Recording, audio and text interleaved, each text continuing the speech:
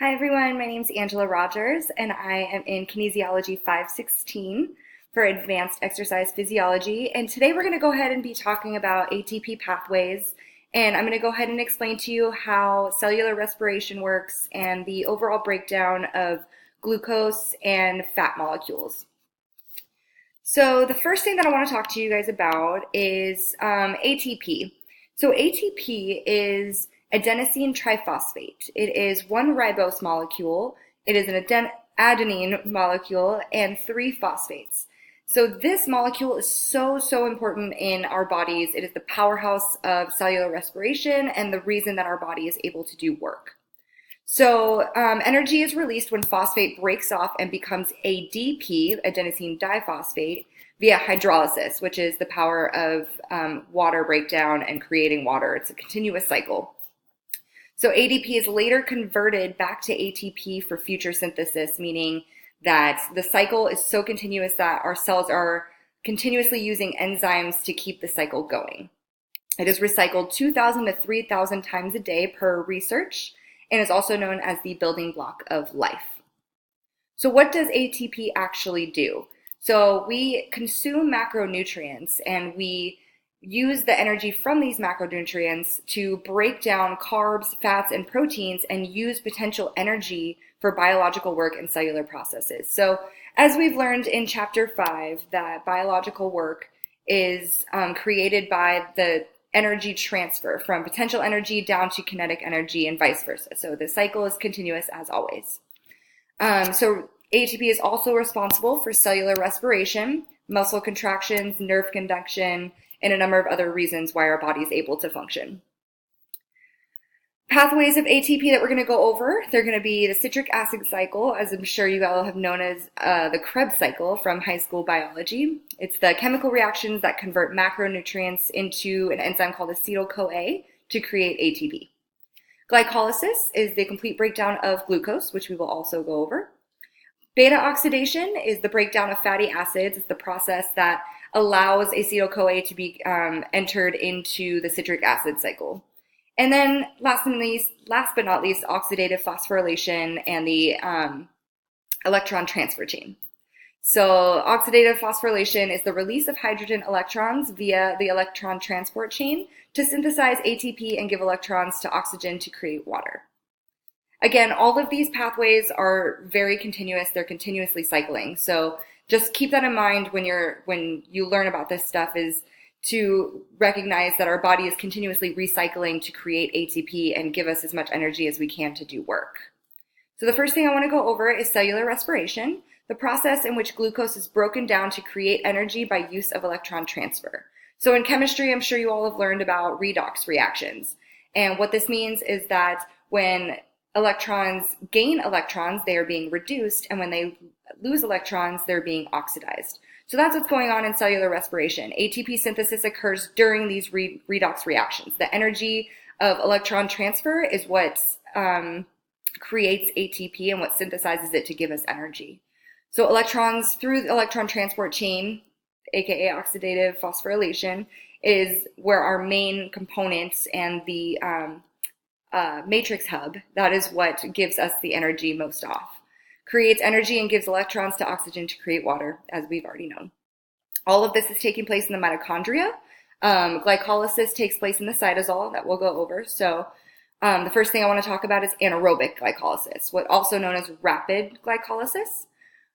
So the steps of this, I'm just going to go over them really quick so that you guys can understand, and I'll break them down for you. These steps are splits into 2,3 carbon molecules via ATP. So when ATP converts to ADP in the cytosol, there's a glucose molecule that is broken down into 2 separate 3 carbon molecules. This is also done by enzymes. There's hexokinase, there's phosphofructokinase, fructose 1. All of these are responsible for breaking this molecule, this one large macronutrient, down to these 2,3 carbon molecules. So with that said, this responds to the energy needs of the cell by releasing hydrogen. So as our electrons via NAD and when NAD is converted, it gives away its hydrogen and it becomes NADH, and that is how we obtain the energy when it's releasing the hydrogen. So with all the release of hydrogens that continuously go on during intense exercise, the muscles become more acidic, and this releases a hydrogen to create ATP. So what happens is now these are separated into two pyruvate molecules, which yield 4 ATP with a net of 2 ATP, as 2 ATP earlier when the NAD was releasing it and a hydrogen molecule was created. So overall, during this process in anaerobic glycolysis, we now have 2 net ATP that are created just by the release of hydrogen of NAD. So in rapid glycolysis, here's a little diagram for you so you guys can take a look. We have a certain amount of NAD plus in the cells to convert back and forth between NAD and NADH.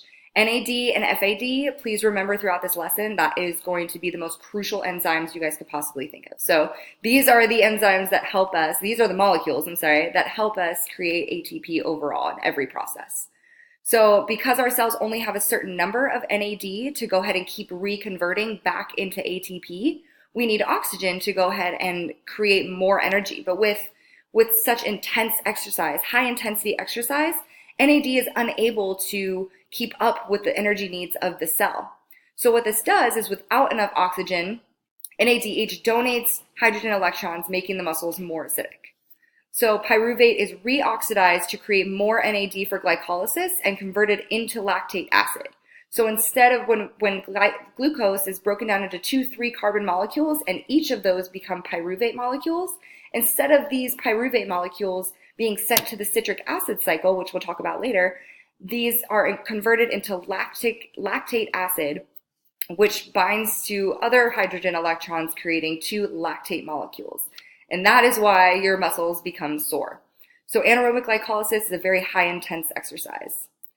Anaerobic glycolysis, the process in which ATP is created at a slower rate. So the anaerobic glycolysis, the rapid glycolysis, is pyruvate into lactic acid. The same breakdown of glucose is aerobic glycolysis into 2 pyruvate molecules. However, the pyruvate is converted into acetyl-CoA via enzymes and then sent to the citric acid cycle to create carbon dioxide and water. The overall breakdown of glucose molecule yields a net of 32 ATPs total. So which process is being used with which exercise? Aerobic glycolysis, obviously light to moderate. Anaerobic glycolysis, high intensity because of the absence of oxygen for cellular respiration and creation of lactate.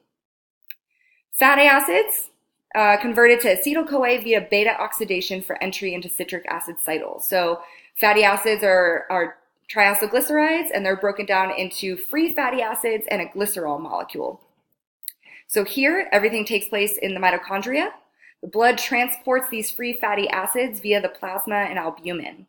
So the glycerol molecule is degraded similarly to a glucose molecule in the citric acid cycle, yielding 19 ATP. And beta oxidation degrades fatty acid molecules into acetyl-CoA. So once acetyl-CoA enters the citric acid cycle, these are all converted to CO2 and hydrogen.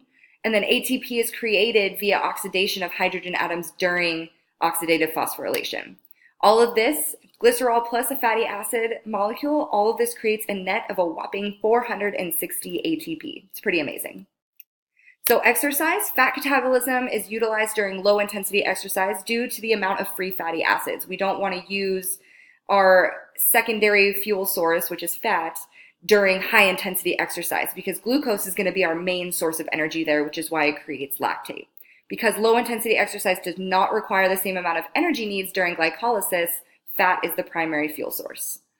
High intensity exercise inhibits fat oxidation due to glycogen as the primary fuel source. So again, we need to keep up with the energy needs of the cell, and NAD responds to what our cells are doing. So with fast-paced, intense exercise, it is known that glycogen is going to be our main fuel source, as that is what creates ATP. May not be as much as fat, but that's why fat is a secondary fuel source, because glycogen depletes itself. So fuel will come into play once all the glycogen levels are depleted in the muscles. So just a quick breakdown of the citric acid cycle and the Krebs cycle, as you guys have learned in high school, I'm sure. Acetyl-CoA uses 2 carbons to release 2 CO2 molecules, create citrate. 3 molecules of NADH and 1 of FADH2 are produced via the enzymes that control the speed of the cell and create carbon dioxide. So one molecule of ATP is created per one cycle. However, many ATPs are created during the oxidation of NAD and FADH2. So, like I said, NAD and FAD are such important enzymes because the release of hydrogen and the redox reactions that go on in these chemical reactions is what creates ATP synthase, which is an enzyme that controls the synthesis of ATP. So the citric acid cycle comes into play when our cells are needing work and they're ready to produce more energy. Here is a diagram of the electron transport chain, which is what happens after the citric acid cycle. So a complete breakdown of a glucose molecule and a fatty acid molecule, they both, depending on the energy work, other than rapid glycolysis, will enter the citric acid cycle, go to the electron transport chain via oxidative phosphorylation and create ATP. So here's a breakdown of the gradient where right here, the hydrogen molecules are running down the gradient from high energy to low energy. Well, during this process, that is when the cell is pulling energy from to make ATP. So they're pulling energy with the hydrogen molecules to make ATP during cellular respiration. So that's the goal. And then once it reaches its lowest energy, then it cycles back over again and starts back at the top. So here we have the electron transport chain creates energy by allowing a gradient of hydrogen ions to pass through the mitochondria. Electrons pass from a higher level of energy to a lower level, and ATP synthase stimulates ATP synthesis as ions move down the gradient. So again, hydrogen is moving down the gradient, creating the energy that we're going to be using in the cells to keep going and meet up with our cellular respiration needs. Factors that inhibit ATP production: temperature. Temperature, if your body is way too hot or way too cold, it can absolutely denature any kind of enzymes or enzyme functioning during the cells, and that's a really big issue. Glucose concentration, you obviously need glucose for your cells to go through these processes. So glucose concentration, if it's too high or too low, is a inhibitor of ATP synthesis. Oxygen consumption, you definitely want to have enough of that. Again, through anaerobic glycolysis, oxygen is absent pretty much, so that's what converts your muscles into lactate acids, and that's why your muscles are completely sore. And then hormones, they stimulate lipolysis or fat lipolysis. So when you don't have the right hormones or you have an imbalance of hormones, your weight gain might, your weight might increase or decrease depending on the amount of hormones that are having an effect, such as epinephrine, norepinephrine. Some other hormones take place with that too. Exercise reliability. The body relies on these pathways to produce energy. Although fat catabolism produces the most net ATP, we cannot use this pathway for every metabolic process. So again, NAD and FAD, they keep up with the energy needs of the cell. So if our body is not doing as much work that glycolysis is stimulated by, which is high intensity exercise, we're not going to use that process. So aerobic exercise is definitely going to be a key point in low intensity exercise. As in high intensity exercise requires an abundance of oxygen and glucose to sustain energy needs for cellular functioning. So how does this apply to the real world? Without these pathways, we cannot function properly within our cells, and we can come up with muscle fatigue or, overall body fatigue, muscle weakness, less than optimal performance in sports. And, ATP, again, is the building block of life here. So ATP production is vital to sustain energy levels during exercise and everyday life. I hope you guys enjoyed this. I hope you learned a lot. Thank you so much.